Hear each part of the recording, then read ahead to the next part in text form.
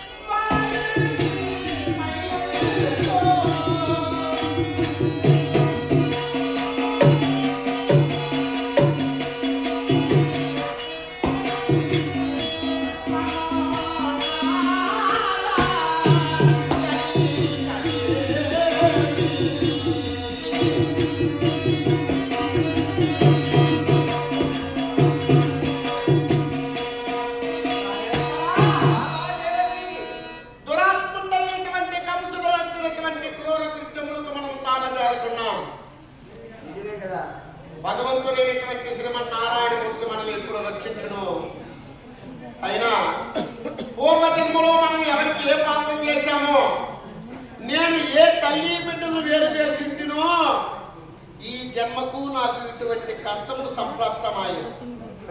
నా గర్భంలో పుట్టినటువంటి నా గర్భస్థ శిశువులు ఒక్కరైనా నన్ను నోరారా అమ్మా అని పిలిచేటటువంటి భాగ్యానికి నేను నోచుకోకపోతుంది కదా స్వామి.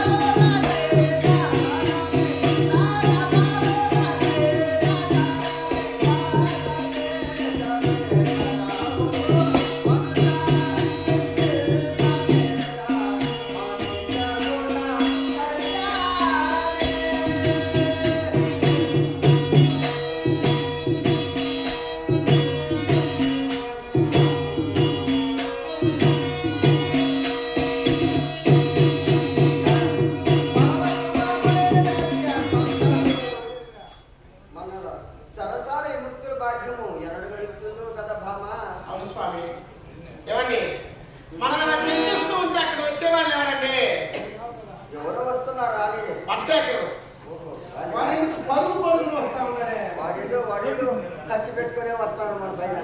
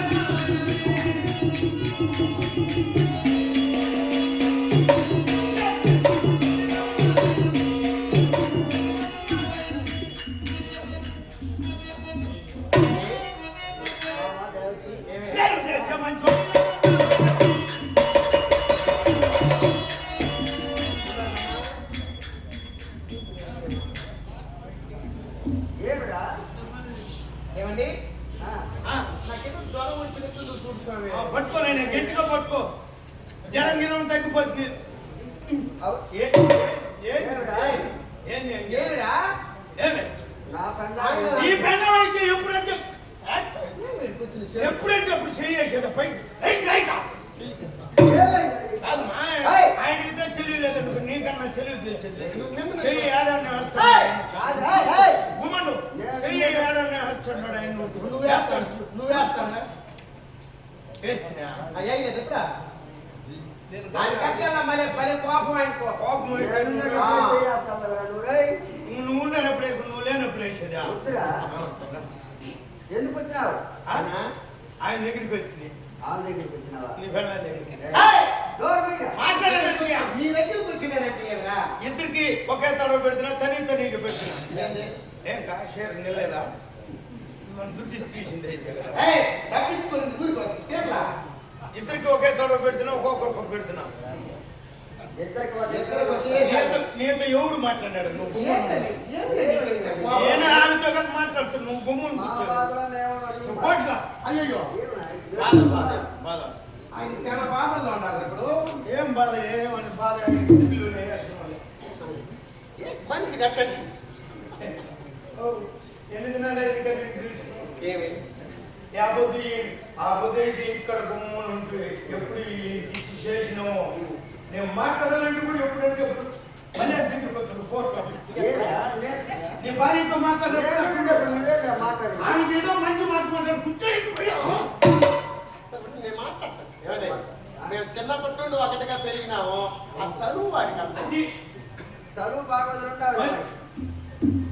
గుమ్మని నోరు తెలవు ఏమా బాగా చూసుకుంటున్నాడు ఏమన్నా అంటున్నాడా ఆయన దేవుడు కదా నిన్నేమన్నా నువ్వు నీ భార్య నీ బిడ్డలు మీ వాళ్ళంతా బాగున్నారన్నా మా వాళ్ళు మీ ఇంట్లో వాళ్ళ పెళ్లి చేసుకున్నాను అనుకున్నావా నేను పెళ్లి చేసుకున్నాను అనుకున్నావా పెళ్లి చేసుకోలేదటైతే నువ్వు కాదు చేసుకున్నావు వచ్చేసినావమ్మా నేను పెళ్లి చేసుకున్నా ఒకరికి 8 మంది బిడ్డలు కన్నా నువ్వేం పక్క అనుకున్నావా నేను వద్దనుకున్నా ఏం నీకేం దిగులు ఎప్పుడు నువ్వు వస్తావు కదా ఎప్పుడో ఒక దినమన్నా రావా ఇంటికి వస్తే అంతలో మాత్రం నువ్వు మళ్ళీ పెళ్లి ఏంటి చేసుకునేది నేను చేంజ్ అయిపోతా దాని కారణం పెట్టి అని లక్ష్యంగా చూసుకున్నారు అని ఏదో ఇంత అమాయకుడుగా ఉండవరే చిన్నప్పుడు అమాయకుడు అనుకుంటే ఇంకా కూడా తెలివి రాలేదు నీకు లేదు ఎంత పూర్తిగా ఇంతే తెలియదు ఇప్పుడు ఆయన ఉండలేదా ఆయన మీ అన్న మా అన్న ఉన్నాడు కదా వాడు చేస్తే కదా ఆట పూర్తి అయిపోతుంది వాడు 5 గంటల దాకా ఏంటి చేస్తాడా 4 నెలలు ఏం పేరు కూడా ఎవరు? మనిషి కూర్చున్నాడు బయట కంసుడు ఆయన కొడుకోండి నేను షాకాన్ని ఏం షాకండి నేరుగా మా చెల్లి దగ్గరికి పోరా నువ్వు పోయి ఈ నౌకనే చూసుకోవాలి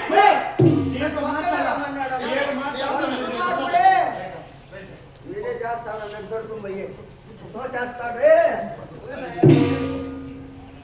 ఏ?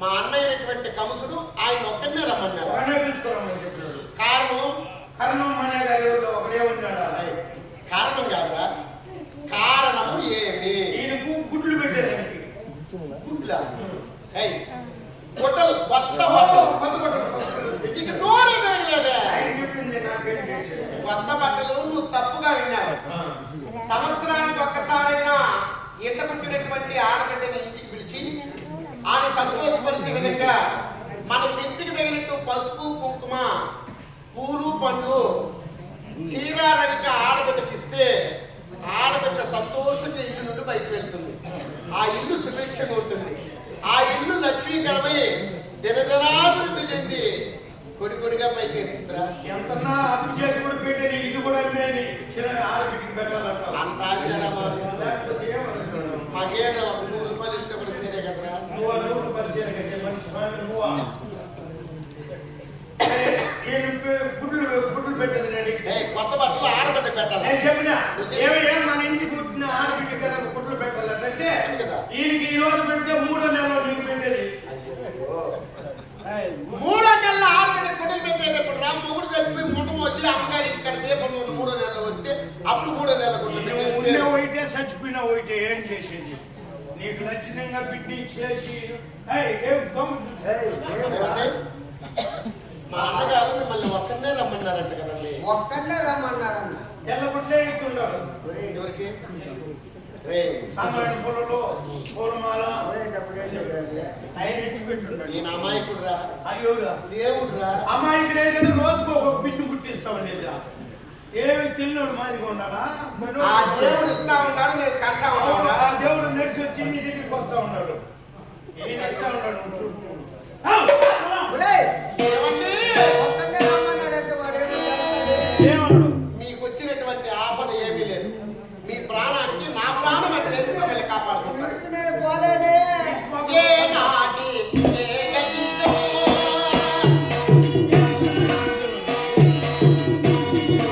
ఏ నాటి ఏ గతిలో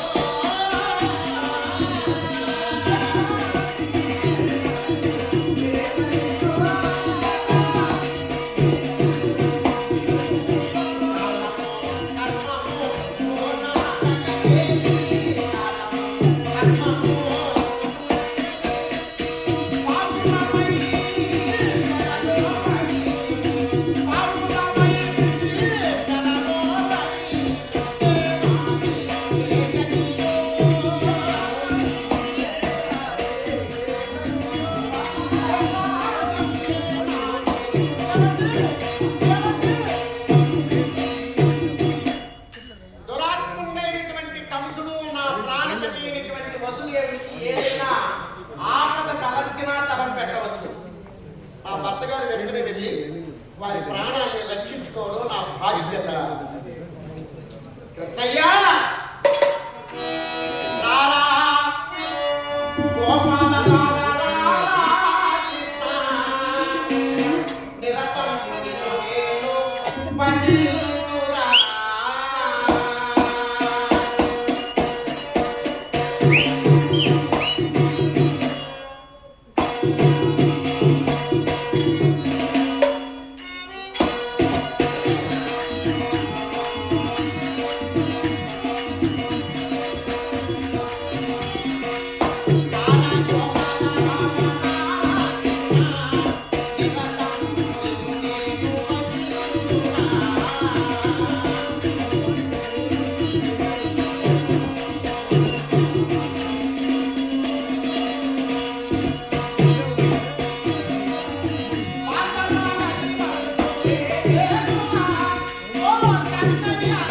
Oh,